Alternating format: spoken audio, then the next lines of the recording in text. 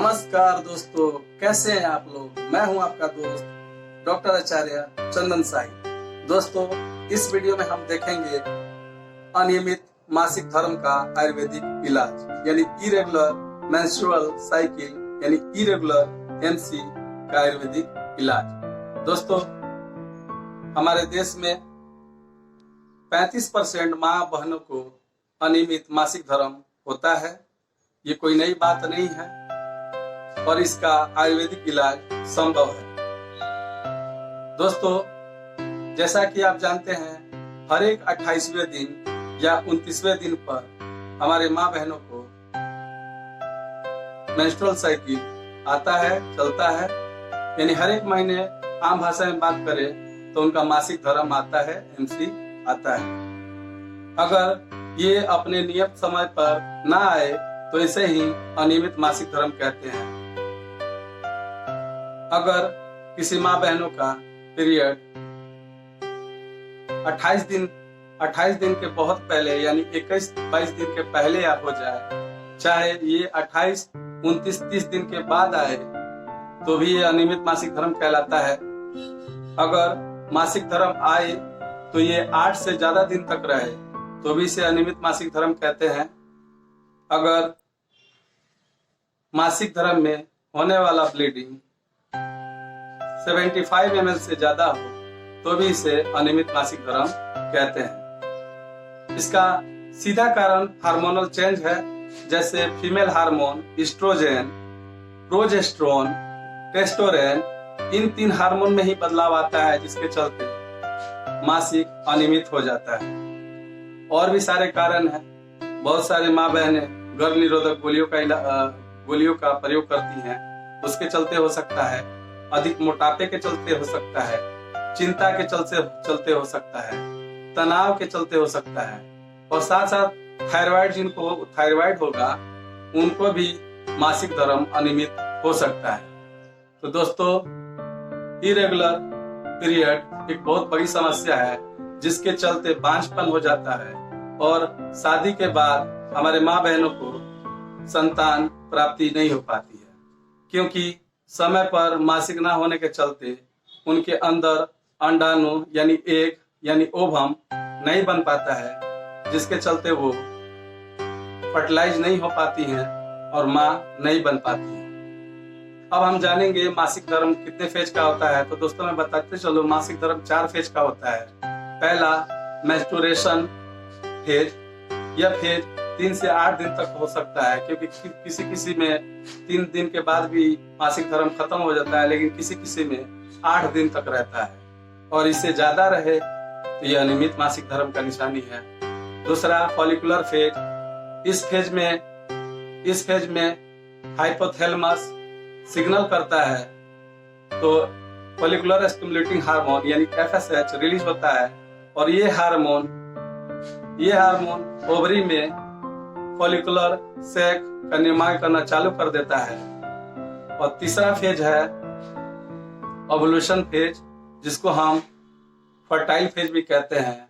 इस फेज में हमारे माँ बहनों में ओवम यानी अंडा बनता है, जिसके चलते वो माँ बन पाती है। जनरली ये अंडा, मान लीजिए सपोज दैट आपको पहली तारीख से मासिक धर्म चालू हो गया, तो मासिक धर्म के 12वें दिन ये संभावना रहती है जो अंडाणु रिलीज हो जाए, यानी ओवरी से एक अंडा रिलीज हो जाएगा और वो फैलोपियन ट्यूब से होते हुए गर्भाशय में आ जाएगा, और इस पीरियड में संपर्क में आने पर वो माँ बन जाती है। लेकिन अगर ये फेज डिस्टर्ब हो जाता है तो जिसके चलते अंडा नहीं बन पाता, तो जिसके कारण बहुत सारी दवाइयां हैं जिसको लेने पर ये ठीक हो जाता है। अब हम बात करेंगे ल्यूटल फेज, जिसको हम इनफर्टाइल फेज कहते हैं, यानी इस फेज में माँ बनने की संभावना नहीं होती है। तो अब मैं शुरू से एक बार और बताना चाहूंगा, अगर सपोज डेट आपको मासिक धर्म 1 तारीख को चालू हुआ, तो वो किसी में 3 दिन तक रह सकता है, 8 दिन तक रह सकता है, और उसके 12वें से लेकर 17वें तारीख तक या 18वें तारीख तक, अब जोड़ लेंगे आप, मैंने 1 से समझाया है, 12 से लेकर 18 तारीख तक इसके बीच में संभावना होती है जो हमारी माँ बहनें माँ बन जाती हैं, क्योंकि इस पीरियड में ओवरी से अंडा रिलीज होता है। लेकिन जब ये पीरियड के ऊपर यानी आप 19 तारीख के बाद की बात करो तो इस पीरियड में अंडा क्या होता है, अगर वो फर्टिलाइज नहीं हो पाता तो वो फिर अंडा वो डिजेनरेट हो जाता है यानी डिसॉल्व हो जाता है, तो जिसको हम इनफर्टाइल फेज बोलते हैं। यानी आपका 19 तारीख से लेकर फिर 28 तारीख यानी अगले पीरियड तक सेफ होता है, इसमें प्रेगनेंसी की संभावना नहीं होती है। और लेकिन 12 तारीख से लेकर 16 तारीख तक प्रेगनेंसी की संभावना रहती है। अब हम बात करेंगे वो कौन सी दवाइयां हैं।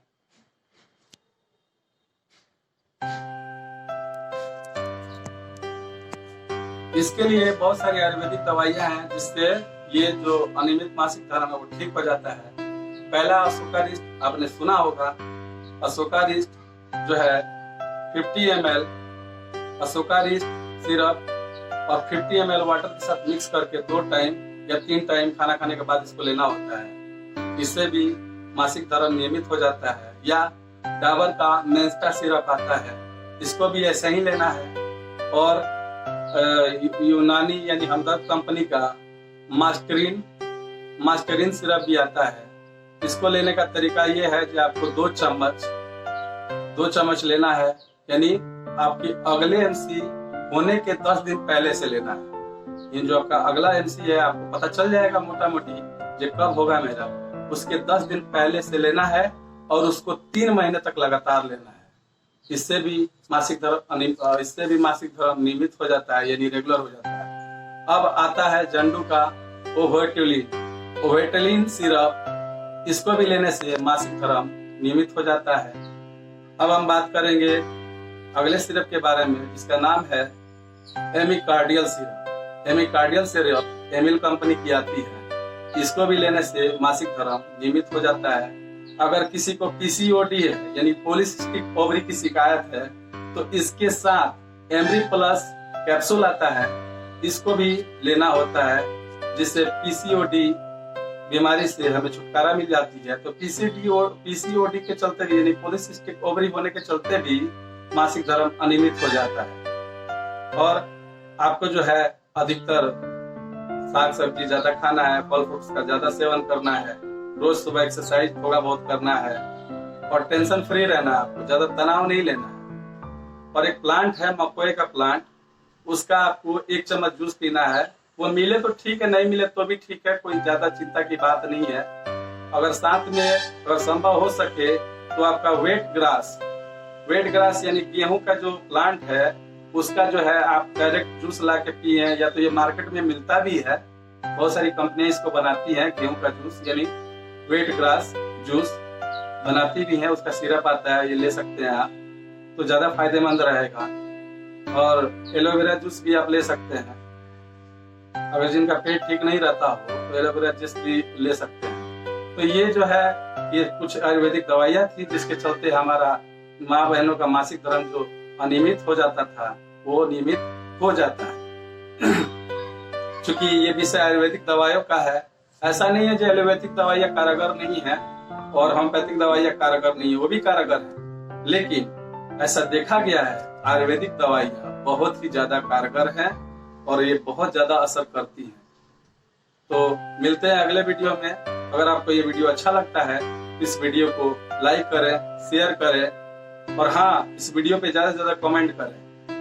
अगर आपने इस चैनल को स्वस्थ रहे चैनल को सब्सक्राइब नहीं किया है तो कृपया इसको जल्द से जल्द सब्सक्राइब कर लें और अपने दोस्तों से भी सब्सक्राइब करवाएं। तो मिलते हैं अगले वीडियो में। Thank you very much. God bless you.